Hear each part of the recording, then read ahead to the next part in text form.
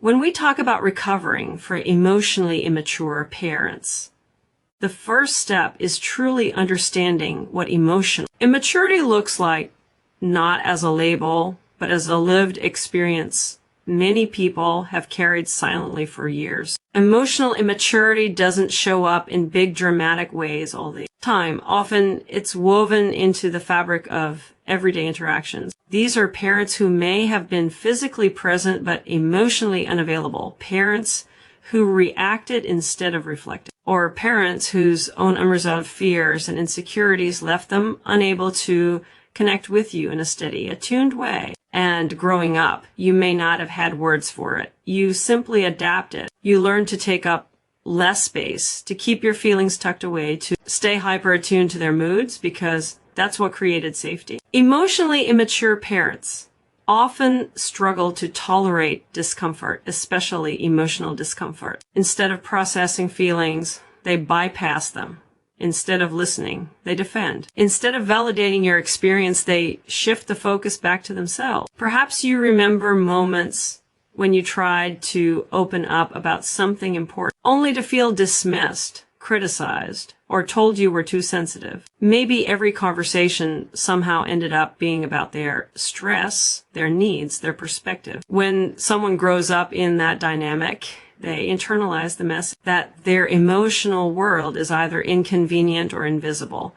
And here's the thing, it wasn't your imagination. Emotional immaturity creates a relational pattern that can feel confusing, because on the surface, everything may have looked normal. These parents might have been hardworking, loving in their own way, even well-intentioned, but intention doesn't replace emotional presence. The gap between what you needed and what they could offer may have left you with a sense of emotional loneliness, a feeling of being surrounded by family yet still profoundly alone.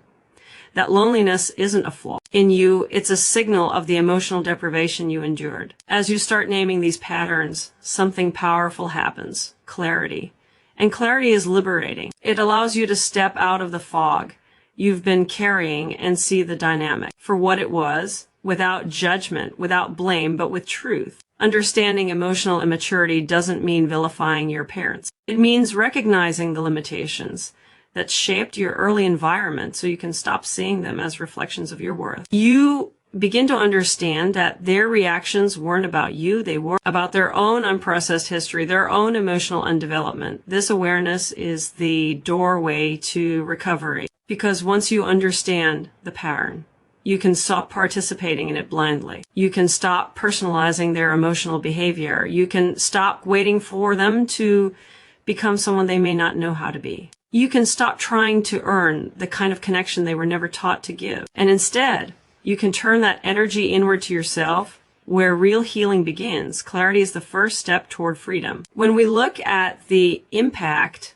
that emotionally immature parents have on a child's development, it's important to remember that children don't just learn the world, they absorb it. They take in every tone, every silence, every emotional cue, and they form their sense of self from whatever patterns surround them. Growing up with parents who couldn't meet you emotionally often means you learn very early that your needs had to be minimized or managed carefully. You might have sensed that expressing yourself could trigger overwhelmed defensiveness or irritation in them, so you adapted. You learned to become the easy child, the helper, the peacekeeper, or the one who stayed quiet to avoid conflict. And you didn't know it then, but these roles were shaping the blueprint of how you would move through relationships for years to come.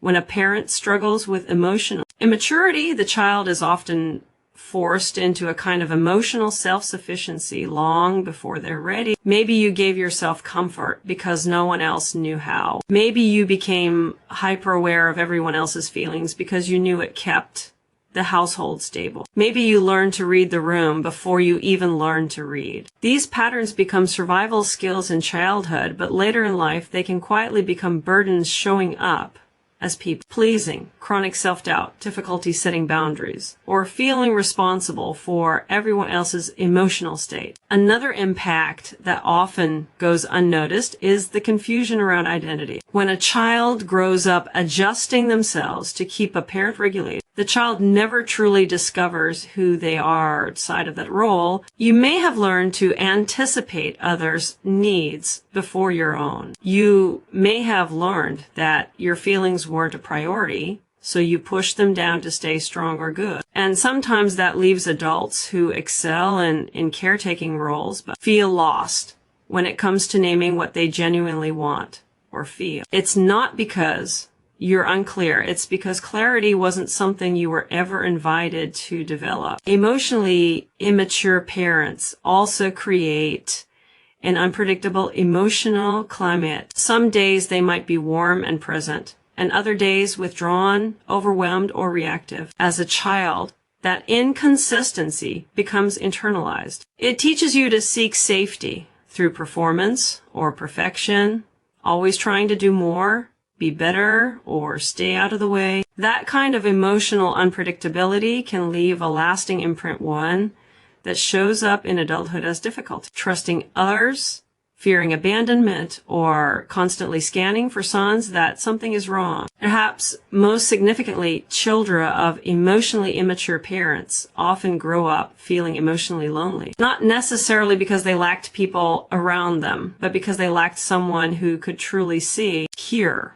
and understand them. Emotional loneliness plants a quiet belief that connection must be earned, or that being fully yourself is somehow too much. But that belief isn't the truth. It's simply the residue of an environment that didn't know how to meet you where you were. Recognizing these impacts isn't about dwelling on the past. It's about finally giving language to experiences that shaped you in ways you couldn't articulate as a child. And once you name what happened, you can begin choosing something different for yourself, something grounded in awareness, compassion, and possibility. Awareness turns invisible wounds into visible truth. One of the most transformative parts of healing from emotionally immature parents is learning how to differentiate yourself from their limitations. And this isn't about creating distance for the sake of distance. It's about finally recognizing where you end and where they begin. For so many people, growing up meant adapting to their parents' emotional patterns so thoroughly that those patterns became woven into their identity. You may have learned to take responsibility for their reactions, to soften your voice, to dim your needs, or to shape your choices around what would keep them stable.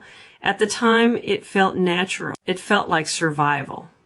But as an adult, those adaptations can keep you tied to a version of yourself that isn't fully you. Differentiating doesn't mean disconnecting emotionally or shutting people out. It means creating space within yourself where your thoughts, your feelings, and your values can exist independently of anyone else's expectations. When you begin the work of differentiation, you start noticing the roles you took on in childhood roles, like the fixer, the achiever, the caretaker, or the quiet one, and you realize those roles were never your true identity. They were strategies. They helped you navigate the emotional immaturity around you, but now they may be getting in the way of your growth. And what's remarkable is that once you see these patterns, even gently, they start to loosen. You begin to question the automatic guilt you feel when you say no. You begin to catch the reflex to downplay your emotions. You begin to understand that pleasing others at your own expense isn't kindness, it's conditioning. Differentiation allows you to look at these inherited patterns with compassion, not criticism, because you can finally see that they came from a younger version of you doing the best they could with the environment they had. Part of this process also involves acknowledging your parents' limitations without taking them on as your own. Emotionally immature parents often have a narrow emotional range. They may struggle with introspection, accountability, or the vulnerability required for deep connection. For years, you may have interpreted their limitations as something you needed to fix or something you caused. But differentiation helps you place those limitations back where they belong. You stop trying to be the emotional anchor for someone who was supposed to anchor you. You stop stepping into roles that were never meant for a child in the first place. As you separate your identity from these dynamics, something powerful emerges, your authentic self. The self that was always there, but buried under responsibility that wasn't yours. The self that knows what you value, not because someone else taught you, but because you've taken the time to listen. Differentiation is the moment you realize that you can be connected to your parents while no longer being confined by them. It's the shift from carrying their emotional weight to choosing your own emotional path. This isn't an act of rejection.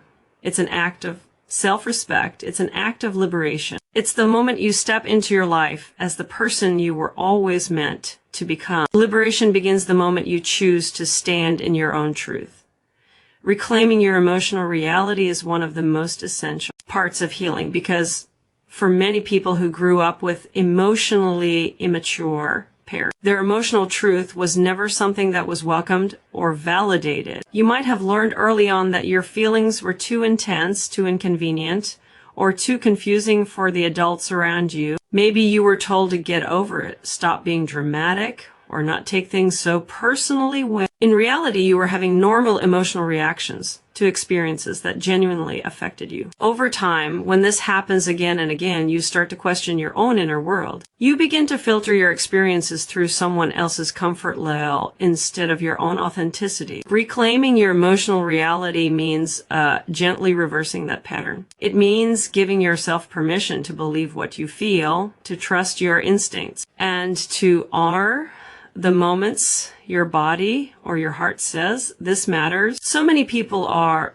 living with old emotional rules handed down from childhood, rules like don't upset anyone, don't ask for anything, don't feel too deeply, or don't make a mistake. Those rules might have helped you survive in an environment where emotional attunement wasn't available, but they restrict you now. Reclaiming your reality starts with noticing those internal rules and asking, whose voice is that? And does it actually reflect who I am today? As you grow emotionally, you begin identifying feelings not as threats or burdens, but as information. You start noticing what sadness is trying to tell you, what anger is protecting, what fear is signaling, and what joy is inviting you toward. You start learning that your emotional reactions aren't failures. They're part of your internal navigation system. When that system has been ignored or overridden for years, reconnecting with it can feel awkward, even frightening, because it's unfamiliar. But the more you practice listening inward,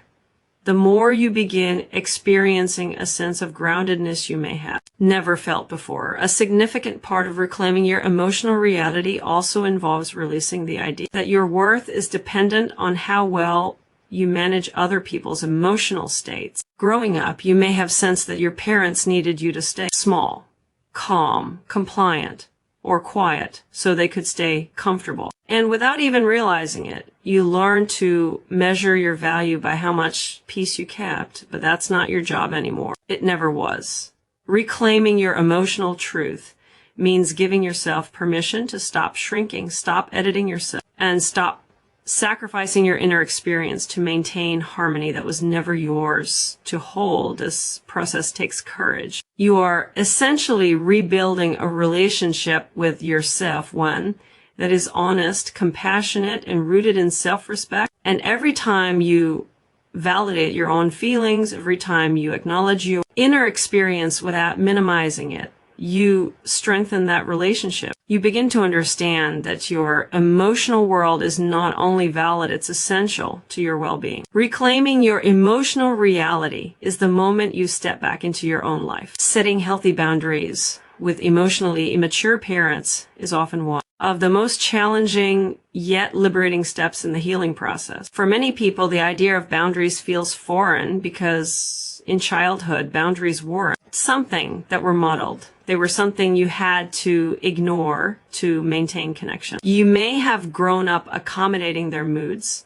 absorbing their stress, or bending yourself into whatever shape kept the emotional climate steady. And because that pattern became familiar, Boundaries can feel like rejection, disloyalty, or even danger. But they're none of those things. Boundaries are simply the way you protect your well-being while still allowing space for connection, if connection is possible. When you start practicing boundaries with emotionally mature parents, the first thing you may notice is resistance both from them and within yourself. Emotionally immature parents often struggle with the idea that their child has autonomy. They may interpret boundaries as criticism or distance when in reality, you're simply choosing not to participate in dynamics that drain you. And internally, you might feel guilt, anxiety, or hesitation because for years, your role was to maintain harmony, even at your own expense.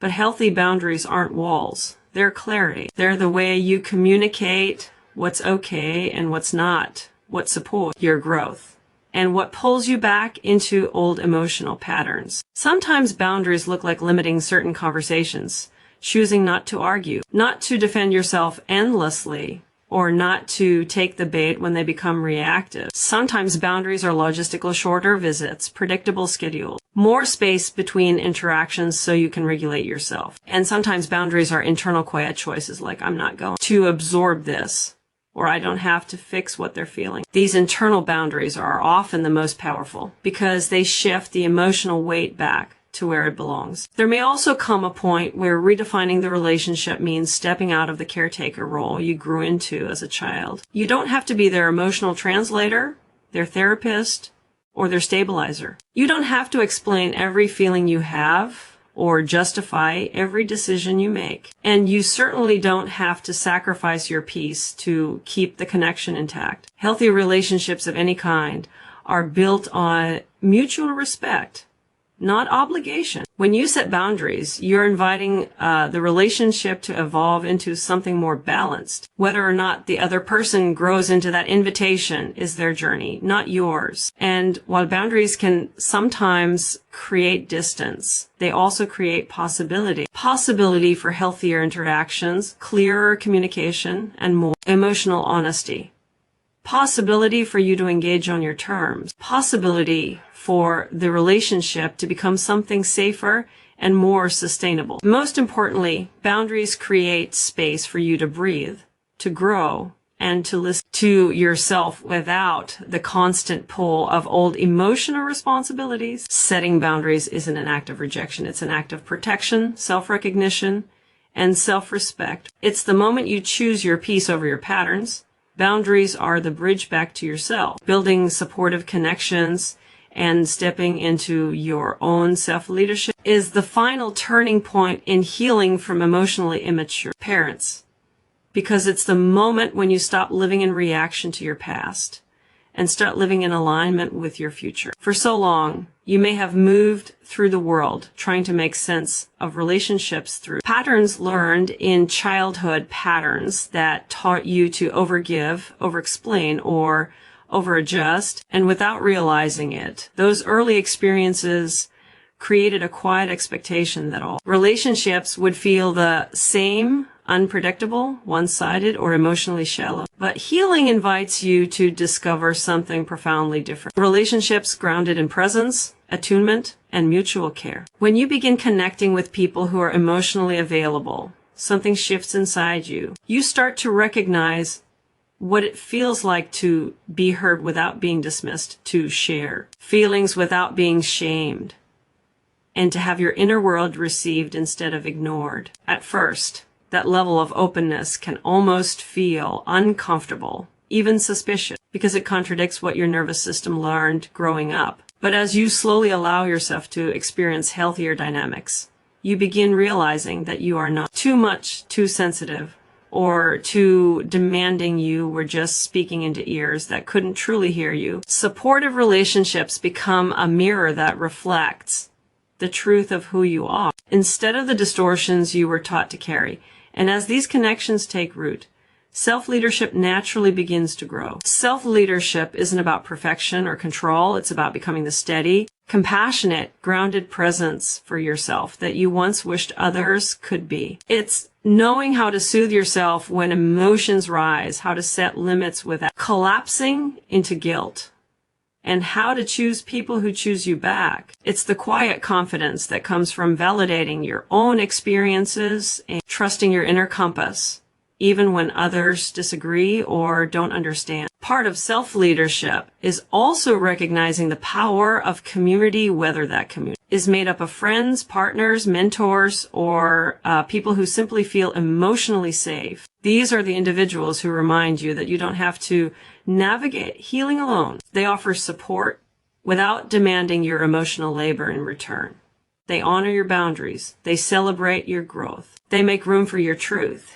And in that kind of environment, you begin to unlearn the emotional loneliness that shaped you, replacing it with connection built on authenticity rather than obligation. Most importantly, building supportive connections helps you rewrite your story. Instead of seeing yourself as someone who must adapt endlessly to others, you begin seeing yourself as someone worthy of reciprocity, empathy, and emotional presence. Instead of living in survival mode, you begin living from a place of intention. The people you surround yourself with now become part of your healing, part of your expansion, part of the life you're consciously creating. And through all of this, a deeper truth becomes clear. You are no longer waiting for someone to lead you into the life you want. You are leading yourself to one honest choice, one healthy relationship, one act of courage at a time. Supportive connection is the soil where your true self finally takes root.